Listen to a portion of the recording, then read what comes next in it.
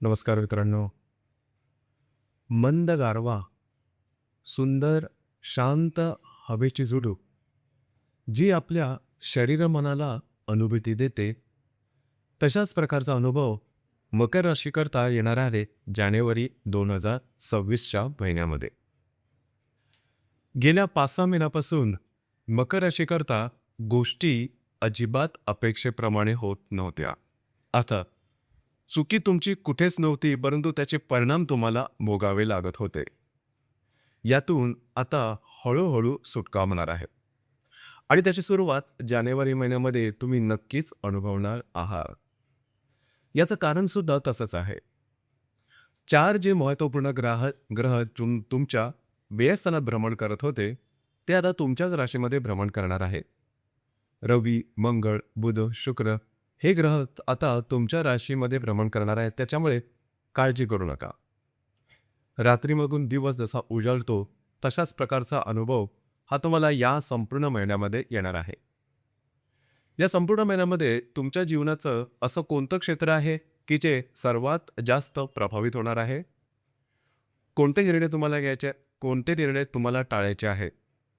या सर्व संदर्भातली खुलासेवार चर्चा आपण या व्हिडिओमध्ये करणार आहोत. तर सुरुवातीला आपण चर्चा करू की तुमचं जे स्वास्थ्य आहे, मानसिक किंवा शारीरिक, हे नेमकं कशा प्रकारचं राहील. जसं की तुमच्या राशीचा जो स्वामी आहे शनी, हा तुमच्या तृतीय स्थानामध्ये भ्रमण करत आहे. राशीचा षष्ठेश किंवा भाग्य ज्याला आपण म्हणू, बुध हा तुमच्या व्ययस्थानामध्ये भ्रमण करतो आहे. 18 तारखेनंतर हा तुमच्याच राशीमध्ये भ्रमण करणार आहे. राशीचा नंबर 1चा अशुभ फलदायी ग्रह रवी हा सुद्धा व्ययस्थानातून तुमच्या राशीमध्ये भ्रमण करणार आहे. आणि सगळ्यात महत्त्वाचं म्हणजे जे 4 ग्रह मी मगाशी सांगितले, ते तुमच्या व्ययस्थानामधून तुमच्याच राशीमध्ये भ्रमण करणार आहेत. रवी, मंगळ, बुध आणि शुक्र. अर्थात या संपूर्ण महिन्यामध्ये सुरुवातीचा जो 15वडा आहे, त्या दरम्यान थोडंसं तुम्हाला शांत राहायचं आहे. गोष्टी जरी मनाविरुद्ध घडल्या तरी काळजी करू नका. 16-17 तारखेनंतरचा कालावधी हा नक्कीच तुमच्यामध्ये मोठे बदल घडवून आणणार आहे. हे बदल मानसिकतेमध्ये होणार आहेत, शारीरिकतेमध्ये होणार आहेत आणि सगळ्यात महत्त्वाचं म्हणजे तुमचा जो आत्मविश्वास आहे, हा जबरदस्त पुनर्जीवित होणार आहे. आणि हाच सगळ्यात महत्त्वपूर्ण राहतो. या संपूर्ण महिन्यामध्ये तुम्ही बऱ्याच प्रमाणात ॲक्टिव्ह असणार आहात. महत्त्वपूर्ण कामं तुम्ही हाती घेणार आहात आणि ती जिद्दीने पूर्ण सुद्धा करून दाखवणार आहात. जिद्द, चिकाटी, मेहनत या गोष्टी तुमच्या राशीमध्ये ज्या दिसून येतात, त्या या महिन्यामध्ये नक्कीच तुम्ही प्रत्यक्षात दाखवणार आहात. आणि याच्या जोडीला नशिबाची साथ सुद्धा अतिशय उत्तम प्रकारे तुम्हाला लाभणार आहे. तुमच्या जीवनाची सर्व जी क्षेत्र आहेत, ही उजळून निघणार आहे. यानंतर आपण चर्चा करू की तुमचं जे आर्थिक स्तर आहे, हा नेमका कशा प्रकारचा आहे.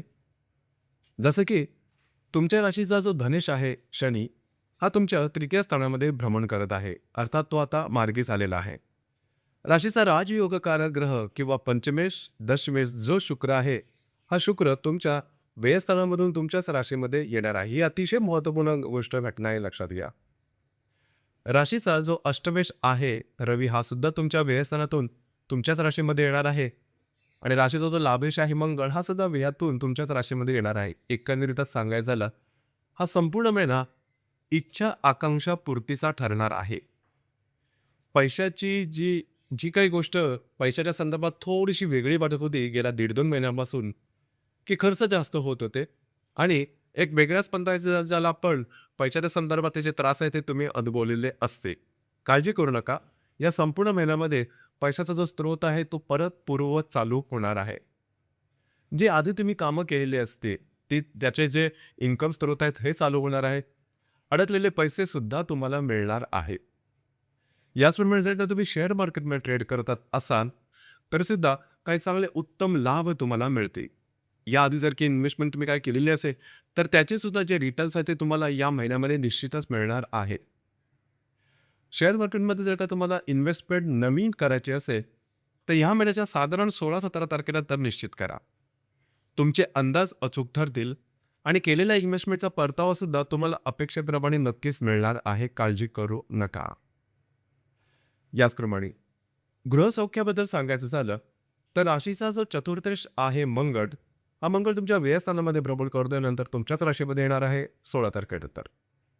घरातील ज्या व्यक्ती असतील त्यांच्याबरोबरचे नातेसंबंध अतिशय उत्तम असणार आहे. घरातील व्यक्तींबरोबर कुठे बाहेर फिरला जाण्याचा योग सुद्धा संभवतो. वास्तूच्या संदर्भातली महत्त्वाची कामं जर का तुम्हाला उरकून घ्यायची असतील, म्हणजेच नवीन वास्तू घेणं, असलेली वास्तू विकणं, वास्तूमध्ये रेनोव्हेट करणं किंवा उपाय करणं, या सगळ्या गोष्टी या महिन्यामध्ये साधारण 17 तारखेनंतर तुम्ही जरूर करू शकता. आणि तशाच प्रकारचे योगसुद्धा जुळून येतील. जर का तुम्ही कोणाच्या रिलेशनशिपमध्ये असाल, त्या ठिकाणी सुद्धा खास करून गेल्या 1-1.5 महिन्यामध्ये रिलेशनशिप तुटतंय की काय, अशा प्रकारचे काही किंवा ज्याला आपण ब्रेकअप म्हणतो, अशा प्रकारचा परिस्थिती तुम्ही अनुभवलेली असेल किंवा त्या मानसिकतेमधून सुद्धा गेलेले असाल. आत्ता मात्र गोष्टी परत पूर्ववत होतील. आणि ज्या मकर राशीच्या व्यक्तींना नवीन रिलेशनशिपमध्ये जायचं असेल, त्यांच्या नातासुद्धा हा कालावधी अतिशय उत्तम असणार आहे. गर्भवती महिलांसाठी तर खास करून हा कालावधी अतिशय चांगला असणार आहे, जवळजवळ 16-17 तारखेनंतरचा. त्याआधी थोड्याफार प्रमाणात तुम्हाला त्रास जाणवेल, परंतु त्याचा फारसा मोठा परिणाम हा तुमच्या शारीरिकतेवरती होणार नाही.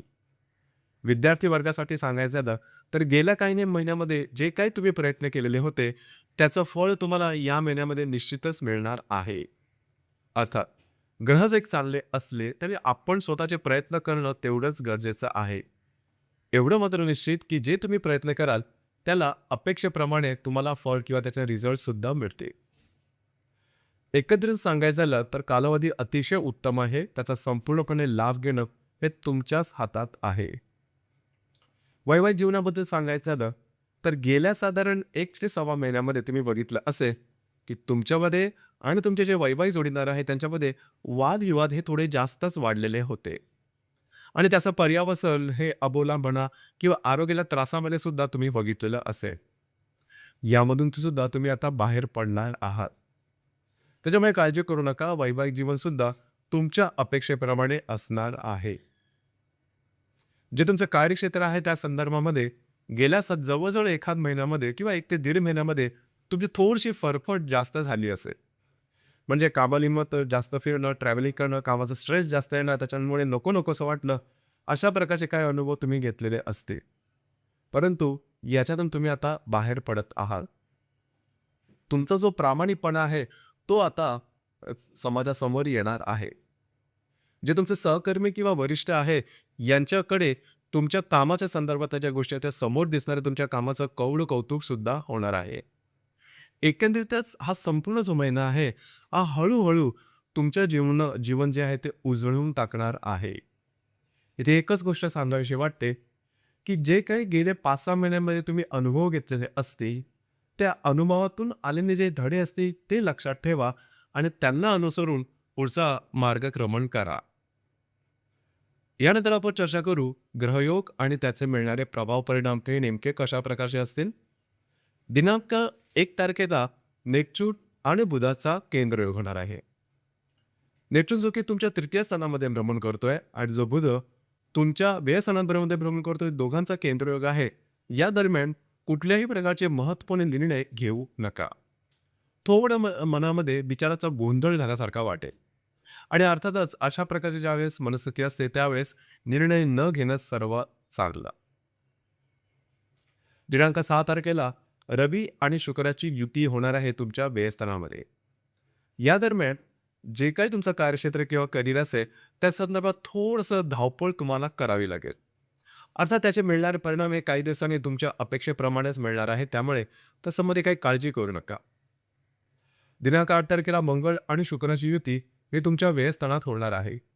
खर्चावरती थोडंसं नियंत्रण ठेवा.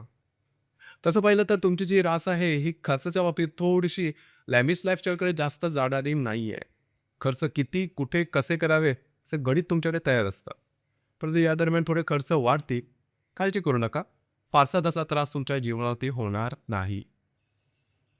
दिनांक 9 तारखेला होणारी रवी आणि मंगळाची जी युती आहे तुमच्या व्ययस्थानामध्ये ही सर्वात अशुभ युती आहे किंवा अशुभ फलदायी योग आहे या संपूर्ण महिन्यातला. तर साधारणतः या दरम्यान कुठल्याही प्रकारचे महत्त्वपूर्ण निर्णय घेऊ नका, वादविवादात जाऊ नका, कमिटमेंट प्रॉमिसेस करू नका आणि सगळ्यात महत्त्वाचं म्हणजे वैवाहिक जीवनामध्ये थोड्याफार प्रमाणात काही वादळमय परिस्थिती निर्माण होईल. खास करून जे वैवाहिक जोडीदार आहे त्यांच्या आरोग्याकडे थोडंसं लक्ष देणं गरजेचं आहे. त्यांच्या आरोग्याच्या संदर्भातले काही त्रास डोकं वर काढू शकतील. दिनांक 10 तारखेला गुरु आणि मंगळाचा प्रतियोग होणार आहे. गुरु जो की तुमच्या 6व्या सणामध्ये भ्रमण करतो आहे, सध्या वक्री आहे. त्याच्यामुळे तुमच्या व्यसनातला जो मंगळ आहे हा प्रतियोग करणार आहे. अर्थात थोडंसं मानसिक तणावाखाली जाऊन चुकीचे निर्णय घेण्याची शक्यता या दरम्यान सर्वात जास्त बनते आहे. जे मी तुम्हाला सुरुवातीला सांगितलं की आधी जो गेलेला कालावधी आहे त्याच्यातून तुम्ही थोडेसे धडे घ्या आणि त्यांना अनुसरूनच तुम्ही तुमचं वे ऑफ थिंकिंग ज्याला आपण म्हणतो ही तयार ठेवा आणि त्याला अनुसरूनच तुम्ही निर्णय घेणे योग्य होईल. दिनांक 15 तारखेनंतर मात्र संपूर्ण परिस्थिती बदलत आहे. शुक्र जो की तुमच्याच राशीमध्ये येणार आहे त्याचा त्रिकोणी योग पंचमातील हर्षल बरोबर होणार आहे. ही अतिशय महत्त्वपूर्ण अशी घटना आहे, कारण शुक्र तुमच्या राशीचा राजयोगकारक ग्रह आहे. या दरम्यान काही चुणूकदार कल्पना तुम्हाला सुचू शकते. तुमचा जो मूड आहे, मानसिकता याच्यामध्ये अगदी 360 डिग्रीला 180 डिग्रीला पूर्ण चेंज होणार आहे. आतापर्यंत जे जीवन नको नकोसं वाटत होतं, जो त्रास तुम्ही सहन केला होता त्याच्यातून तुम्ही बाहेर पडणार आहात आणि काही आशा ह्या तुम्हाला नक्कीच दिसणार आहेत आणि त्याचे अनुभव सुद्धा तुम्हाला मिळणार आहे. तर साधारणतः 15 तारखेपासून या गोष्टीला सुरुवात होईल. तुमचे अंदाज बरोबर ठरतील. भाग्याची साथ उत्तम प्रकारे लाभेल.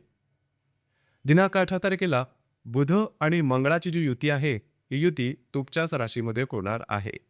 इथे फक्त एकच गोष्ट लक्षात घ्या की भावनेच्या आधी जाऊन चुकीचे निर्णय मात्र घेऊ नका. अर्थात तुमची जी रासायनिक प्रॅक्टिकल आहे तरी सुद्धा कधी कधी चुका या घडतात. बस इथेच थोडं लक्ष देणं गरजेचं राहील. मात्र एक गोष्ट निश्चित आहे की 18 तारखेच्या आसपास काय चांगले उत्तम लाभ तुम्हाला मिळतील. भाग्याची साथ सुद्धा चांगली लाभ आहे.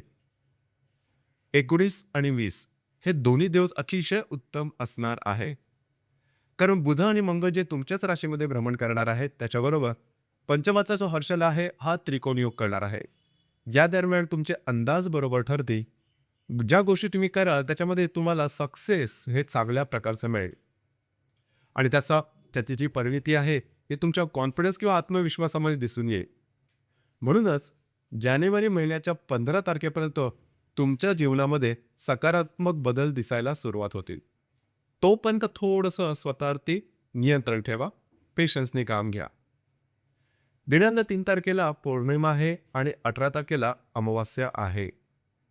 पौर्णिमा आणि अमावस्याच्या दिवशी थोडंसं रविचंद्राचं आकर्षण पृथ्वीकडे जास्त असतं, त्यामुळे आपण थोडे जास्तच भावनातीत किंवा भावनाशील होतो आणि भावनातीत होऊन घेतलेले निर्णय चुकण्याची शक्यता जास्त असते. याचा अनुभव तुम्ही गेल्या 5-6 महिन्यामध्ये घेतलेला असेलच. तर साधारणतः या महिन्याच्या 3 आणि 18 तारखेदरम्यान कुठल्याही प्रकारचे महत्त्वपूर्ण निर्णय घेऊ नका, वादविवादात जाऊ नका, कमिटमेंट प्रॉमिसेस यापासून लांब राहणं गरजेचं राहील. आरोग्याकडे लक्ष द्या. तर मित्रांनो, हे होतं मकर राशीचं जानेवारी 2026 करताचं संपूर्ण राशीफळ.